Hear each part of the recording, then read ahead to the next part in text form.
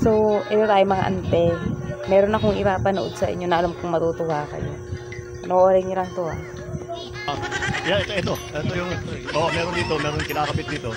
Dito may filter na kinakabit dito. Tuturuan kayo ng mga DSW. Ito yung buo. Ito, yan. Paglabas ng tubig dito, malinis na. Pwede nang inumin. Para makasiguro kayo, pwede nyo rin pakuluan pa muna. Para sigurado. Pero, iniinom namin yung lumalabas dito. Hindi, buhay pa kami. Kaya okay lang.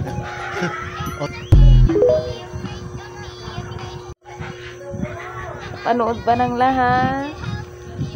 Ano? Nakaipon na ba kayo ng tubig? Diyos ko! Bakit naman gano'n ang mindset? Mag-ipon na kayo.